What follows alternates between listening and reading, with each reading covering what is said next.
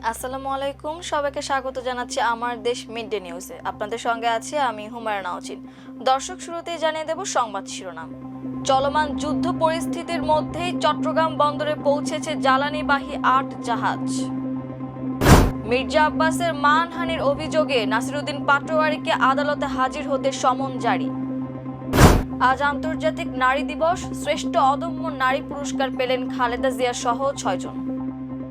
বেশ কয়েকটি ইসরায়েলি ঘাঁটিতে লাগাতার রকেট হামলা হিজবুল্লাহর। লেবাননের সাথে যুদ্ধবিরতি চান নেতানিয়াহু। আরো ৬ মাস তীব্র যুদ্ধ চালানোর সক্ষমতা আছে ইরানের। কুয়েতের প্রধান বিমানবন্দরে ভয়াবহ ড্রোন হামলা। নরওয়েতে মার্কিন দূতাবাসের কাছে বিকট বিস্ফোরণ। অতর্কিত হামলায় আগুনে পুড়ছে ইরানের তেল ভান্ডার। হামলার একই ধরনের প্রতিশোধ নেওয়ার ঘোষণা তেহরানের। মার্কিন সামরিক ঘাঁটি ইরবিল ও ইসরায়েলের নেভেলে ইরানের হামলা। একাধিক মার্কিন সেনা আটক। দর্শক, শুনছিলেন সংবাদ শিরোনাম, এবারে বিস্তারিত। মধ্যপ্রাচ্যে যুদ্ধের উত্তেজনার মাঝে বাংলাদেশের জ্বালানি আমদানি নিয়ে অনিশ্চয়তার মধ্যে চট্টগ্রাম বন্দরে এসে পৌঁছেছে জ্বালানিবাহী ৮ জাহাজ। রোববার সকালে জ্বালানিবাহী জাহাজগুলো বন্দরে নোঙর করে, তবে জাহাজগুলো ২৮ ফেব্রুয়ারির আগেই হরমুজ প্রণালী অতিক্রম করে। বন্দর সচিব সৈয়দ রেফায়েত হামিম বিষয়টি নিশ্চিত করেছেন।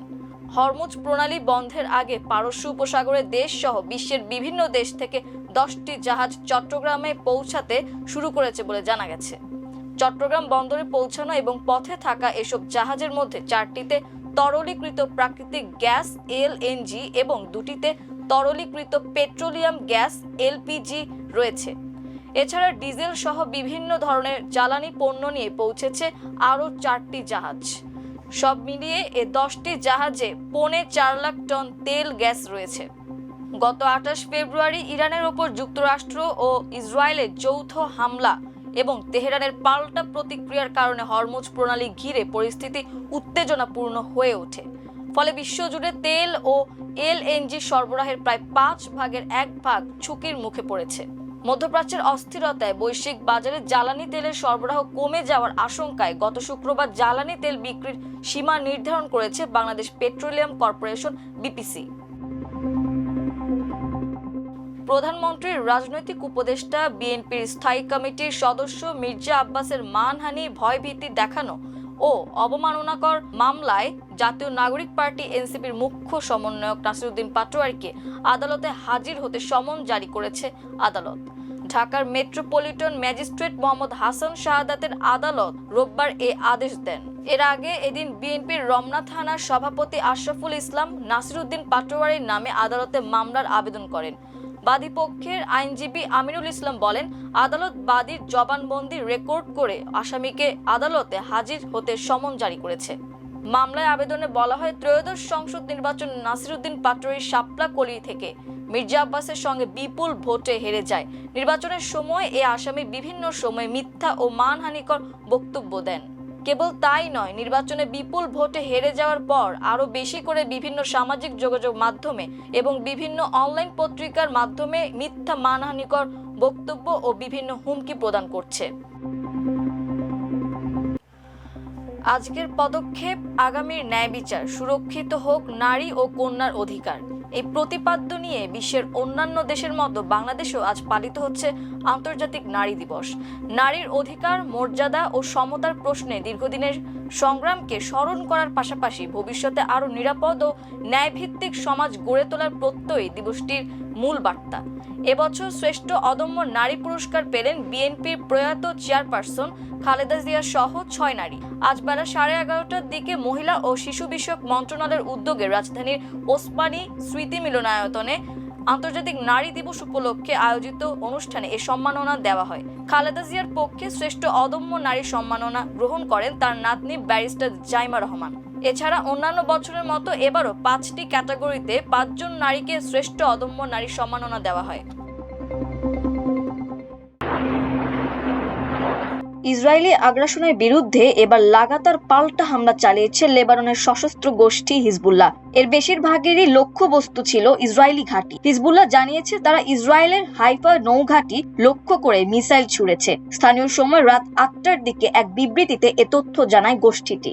এরপর স্থানীয় সময় রাত 9:30টায় তারা উত্তর ইসরায়েলের কিরিয়াত শমোনা শহর লক্ষ্য করে রকেট হামলা চালিয়েছে। এর আগে হিজবুল্লাহ জানিয়েছিল তারা একই শহর লক্ষ্য করে স্থানীয় সময় বিকেল 5:30টায় বেশ কিছু ড্রোন হামলা চালিয়েছে। তারও আগে গতকাল গোষ্ঠীটি সাফেদের কাছাকাছি একটি ইসরায়েলি ঘাঁটিতে রকেট হামলা চালায়। এক বিবৃতিতে হিজবুল্লাহ জানায় তাদের যোদ্ধারা ইসরায়েলের উত্তরাঞ্চলের আইন জেইতিম ঘাঁটি লক্ষ্য করে হামলা চালিয়েছে। এদিকে ইসরায়েলের প্রধানমন্ত্রী বেনিয়ামিন নেতানিয়াহু লেবাননকে 2024 সালে যুদ্ধবিরতি চুক্তি কার্যকর করার আহ্বান জানিয়েছেন। ইসরায়েলি স্থাপনায় হিজবুল্লাহর লাগাতার পাল্টা হামলার পর এক ভিডিও বিবৃতিতে নেতানিয়াহু বলেন, হিজবুল্লাহকে নিরস্ত্রীকরণ করা লেবানন সরকারের দায়িত্ব। যদি আপনারা এটি না করেন তবে হিজবুল্লাহর আগ্রাসনের ফলে লেবাননকে ভয়াবহ পরিণতির সম্মুখীন হতে হবে। এখন সময় এসেছে আপনাদের নিজেদের ভাগ্য নিজেদের হাতে নেওয়ার। আমাদের সম্প্রদায় ও নাগরিকদের রক্ষায় যা যা প্রয়োজন আমরা তার সবকিছুই করব।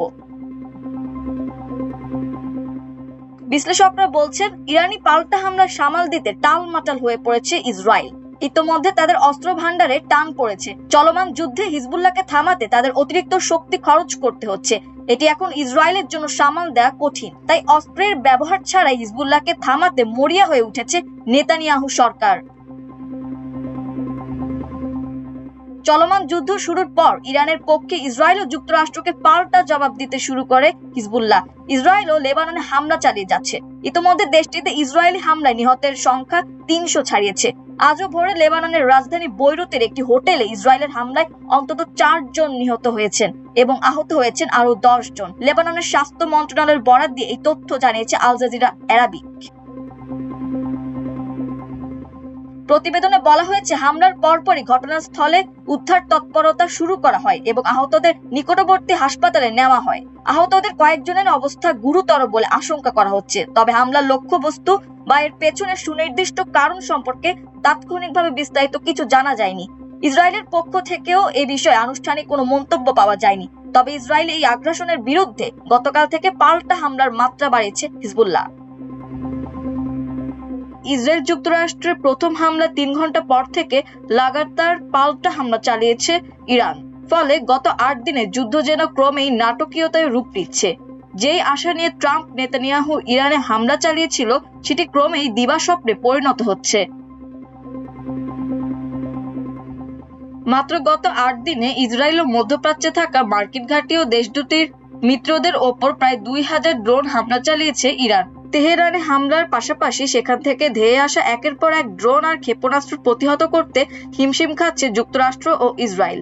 প্রতিদিন ব্যবহার করতে হচ্ছে $1 মিলিয়ন প্রতিরক্ষা ব্যবস্থা। ফলে এ যুদ্ধে বিশাল আর্থিক ক্ষতির মুখে পড়েছে যুক্তরাষ্ট্র। অন্যদিকে ইরান বর্তমান আকার ও মাত্রার যুদ্ধ আর অন্তত 6 মাস চালিয়ে যেতে সক্ষম বলে দাবি করেছেন দেশটির ইসলামী বিপ্লবী গার্ড কর্পস IRGCর একজন কর্মকর্তা।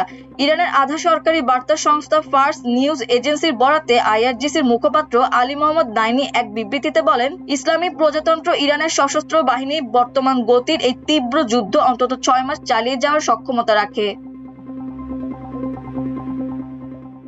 এবার কুয়েতের প্রধান বিমানবন্দরে ভয়াবহ ড্রোন হামলার ঘটনা ঘটেছে। দেশটির সরকারের তরফ থেকে জানানো হয়েছে, কুয়েত আন্তর্জাতিক বিমানবন্দরের জ্বালানি ট্যাঙ্ক ও পাবলিক ইনস্টিটিউশন ফর সোশ্যাল সিকিউরিটির প্রধান ভবনে ড্রোন হামলার পর সেখানে আগুন ধরে যায়। বর্তমানে ফায়ার সার্ভিসের কর্মীরা 2 স্থানে আগুন নিয়ন্ত্রণ ও নির্বাপনের চেষ্টা চালাচ্ছেন। এই হামলায় অফিসের মূল ভবনের বস্তুগত ক্ষতি হয়েছে বলে জানিয়ে কুয়েতের প্রতিরক্ষা মন্ত্রণালয় বলেছে, তারা বিমান হামলার এক ঢেউ মোকাবেলা করেছে। একই সাথে মন্ত্রণালয়ের পক্ষ থেকে দেয়া এক বিবৃতিতে বাসিন্দাদের নিরাপত্তা নির্দেশাবলী মেনে চলার আহ্বান জানানো হয়েছে। এর কিছুক্ষণ আগে তাদের আকাশ প্রতিরক্ষা ব্যবস্থা 3টি ব্যালিস্টিক ক্ষেপণাস্ত্র শনাক্তের পর সেগুলো ধ্বংস করেছে বলে জানায় কুয়েত সরকার। এদিকে কর্তব্যরত অবস্থায় 2 সীমান্ত রক্ষী নিহত হয়েছেন বলে জানিয়েছে দেশটির স্বরাষ্ট্র মন্ত্রণালয়। কুয়েত নিউজ এজেন্সি মন্ত্রণালয় উদ্ধৃতি দিয়ে জানিয়েছে, আজ ভোরে 2 জন নিহত হয়েছেন, যদিও তাদের মৃত্যুর সঠিক পরিস্থিতি এবং অবস্থান এখনো স্পষ্ট নয়। অন্যদিকে নরওয়েতে মার্কিন দূতাবাসের কাছে বিকট বিস্ফোরণের ঘটনা ঘটেছে। দেশটির পুলিশ জানিয়েছে রাজধানী অসলোতে মার্কিন দূতাবাসের কাছে একটি বিকট বিস্ফোরণের শব্দ শোনা গেছে। বিস্ফোরণটি কেন ঘটেছে বা এর সঙ্গে কারা জড়িত তা তাৎক্ষণিকভাবে স্পষ্ট নয় বলে এক বিবৃতিতে জানিয়েছে পুলিশ। বিবৃতিতে আরো বলা হয়, পুলিশ দূতাবাসের সঙ্গে যোগাযোগ রক্ষা করছে। এদিকে সৌদি আরবের রাজধানী রিয়াদের কূটনৈতিক পাড়ায় ড্রোন হামলার ঘটনা ঘটেছে। তবে সৌদি বাহিনী ড্রোন হামলা প্রতিহত করেছে বলে দাবি করেছে দেশটির প্রতিরক্ষা মন্ত্রণালয়। এক্সে দেওয়া এক বিবৃতিতে মন্ত্রণালয়ের মুখপাত্র জানান, সৌদি আরবের আকাশ প্রতিরক্ষা ব্যবস্থা এই ড্রোনগুলোকে গুলি করে ভূপাতিত করেছে। তবে এই ঘটনাটি ঠিক কোথায় ঘটেছে বা কারা এই ড্রোনগুলো পাঠিয়েছে সে বিষয়ে তাৎক্ষণিকভাবে বিস্তারিত কোনো তথ্য জানানো হয়নি। এর আগে প্রতিরক্ষা মন্ত্রণালয় জানিয়েছে তাদের আকাশ প্রতিরক্ষা ব্যবস্থা দেশটির আকাশ সীমায় প্রবেশ করা অন্তত 15টি ড্রোনকে ভূপাতিত করেছে।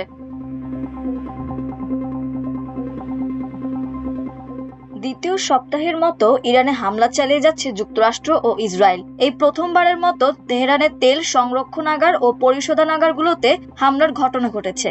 হামলার পর তেহরানের একটি তেল শোধনাগারে ভয়াবহ আগুনের কুণ্ডলী দেখা গেছে। রাজধানীর বিভিন্ন স্থানে হামলার পর আগুন ধরে যায়।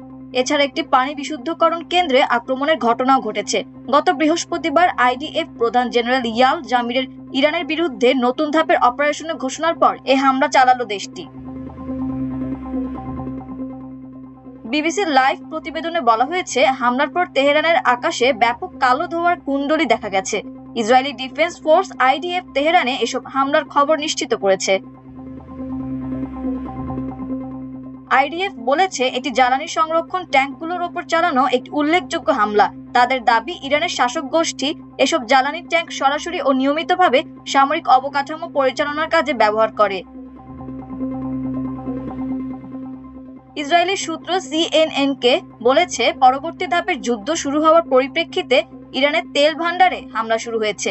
এক বিবৃতিতে আইডিএফ বলেছে, সন্ত্রাসী ইরানি রেজিমের সামরিক স্থাপনায় অতিরিক্ত হামলা চালানো হয়েছে। বার্তা সংস্থা রয়টার্সের ভিডিও ফুটেজে দেখা যাচ্ছে তেহরানে শাহরান তেল শোধনাগার থেকে কালো ধোঁয়ার কুণ্ডলী উঠছে। এদিকে তেল ও পানি শোধনাগারে হামলার প্রতিশোধ নেওয়ার ঘোষণা দিয়েছে ইরান। এই হামলার ভয়াবহ পরিণতি ভোগ করতে হবে বলেও সতর্ক করে দিয়েছে দেশটির সরকার। ইরানের পররাষ্ট্রমন্ত্রী আব্বাস আরাকচি সামাজিক যোগাযোগ মাধ্যম এক্সে দেওয়া পোস্টে বলেন, কেশম দ্বীপে একটি পানি বিশুদ্ধকরণ কেন্দ্রে আক্রমণ করে যুক্তরাষ্ট্র স্পষ্ট ও মারাত্মক অপরাধ করেছে। এতে 30টি গ্রামের জন্য পানি সরবরাহ বিঘ্নিত হচ্ছে। ইরানের অবকাঠামোতে আক্রমণ করা একটি বিপজ্জনক পদক্ষেপ, যার পরিণতি ভয়াবহ। যুক্তরাষ্ট্র এই নজির স্থাপন করেছে, ইরান নয়। তেহরান থেকে আল জাজিরা সংবাদদাতা মোহাম্মদ ওয়াল বলেন, এই হামলা ইরানে ব্যাপক উদ্বেগের জন্ম দিয়েছে। তিনি বলেন, আমার মনে হয় যখন ইরান নজির স্থাপনের কথা বলে তখন তারা একই ধরনের প্রতিক্রিয়ার কথা ভাবছে। আমরা জানি যে উপসাগরের সবচেয়ে ঝুঁকিপূর্ণ স্থানগুলোর মধ্যে একটি হলো পানি বিশুদ্ধকরণ কেন্দ্র। উপসাগরীয় দেশগুলোকে ইরানের আগ্রাসনের যুদ্ধে সহায়তা এবং প্ররোচনাকারী হিসেবে বিবেচনা করে থাকে তেহরান। তিনি বলেন, মার্কিন যুক্তরাষ্ট্রের এই কথিত নজিরের পর ইরান উপসাগরে পানি বিশুদ্ধকরণ স্থাপনাগুলোতে হামলা চালাবে কিনা তা নিয়ে প্রশ্নের জন্ম দিয়েছে। তার মতে, এমনটা হলে বিপজ্জনক পরিস্থিতি তৈরি হবে, কারণ উপসাগরীয় অঞ্চল পানি সরবরাহের 90% পানি বিশুদ্ধকরণ কেন্দ্রের উপর নির্ভর করে।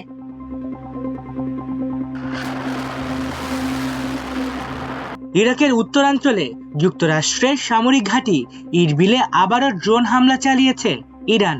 আল জাজিরার লাইভ খবরে এই হামলার কথা জানিয়ে বলা হয়েছে, উত্তর ইরাকের কুর্দি অঞ্চলের ইরবিল আন্তর্জাতিক বিমানবন্দরের কাছে একটি মার্কিন সামরিক ঘাঁটিকে লক্ষ্য করে ড্রোন হামলা চালানো হয়েছে। আল জাজিরার সংবাদদাতা জানিয়েছেন, বেশ কয়েকটি বিস্ফোরণের শব্দ শোনার পর সেখানে বিমান বিধ্বংসী গোলাবর্ষণ শুরু হয়। ধারণা করা হচ্ছে আকাশ প্রতিরক্ষা ব্যবস্থা ড্রোনটিকে প্রতিহত করার চেষ্টা করছিল। এই ঘটনার বিষয়ে তাৎক্ষণিকভাবে মার্কিন বা ইরাকি কর্মকর্তাদের পক্ষ থেকে কোনো মন্তব্য পাওয়া যায়নি। এদিকে হিজবুল্লাহ জানিয়েছে তারা ইসরায়েলের হাইফা নেভেল বেসে হামলা চালিয়েছে। আল জাজিরা জানিয়েছে স্থানীয় সময় রাত 8টায় এই হামলা চালানো হয়। ইসরায়েলে খেইবার শেকান ক্ষেপণাস্ত্র ব্যবহার করে ইসরায়েলকে লক্ষ্য করে আরেক দফা ক্ষেপণাস্ত্র হামলা চালিয়েছে ইরান। হামলা চালানোর পর ইসরায়েলের উত্তরাঞ্চল জেরুজালেম ও তেল আবিবে সাইরেন বেজে ওঠে। ইরানের ইসলামিক রেভলিউশনারি গার্ড কোর্পসের জনসংযোগ বিভাগ বলেছে তারা মার্কিন ও ইসরায়েলি লক্ষ্যবস্তুতে সফলভাবে ড্রোন ও ক্ষেপণাস্ত্র হামলা চালিয়েছে। আইআরজিসি জানায় এবার সেখান ক্ষেপণাস্ত্র ব্যবহার করে এই হামলা চালানো হয়েছে। তাদের দাবি এ ধরনের অস্ত্র লক্ষ্যবস্তুতে নিখুঁতভাবে আঘাত হানতে সক্ষম। এদিকে ইসরায়েলি ঘাঁটি লক্ষ্য করে রকেট হামলা চালিয়েছে হিজবুল্লাহ। লেবাননের সশস্ত্র গোষ্ঠী হিজবুল্লাহ বলেছে তারা সাফেদের কাছাকাছি একটি ইসরায়েলি ঘাঁটিতে রকেট হামলা চালিয়েছে। এক বিবৃতিতে হিজবুল্লাহ জানিয়েছে তাদের যোদ্ধারা ইসরায়েলের উত্তরাঞ্চলের আইন জেইতিম ঘাঁটি লক্ষ্য করে হামলা চালিয়েছে। ওদিকে ইরান যুদ্ধ শুরুর পর যুক্তরাষ্ট্রের বেশ কিছু সৈন্য আটকের কথা জানিয়েছেন ইরান জাতীয় নিরাপত্তা কাউন্সিলের প্রধান আলী লারিজানি। আল জাজিরা এই খবর দিয়েছে, তবে মার্কিন যুক্তরাষ্ট্র ইরানের এই দাবি অস্বীকার করেছে। মার্কিন যুক্তরাষ্ট্রের সেন্ট্রাল কমান্ড সেনকম জানিয়েছে ইরানের এই দাবি সঠিক নয়। এই দাবির মাধ্যমে ইরান আবারও প্রমাণ করল তারা মিথ্যাবাদী।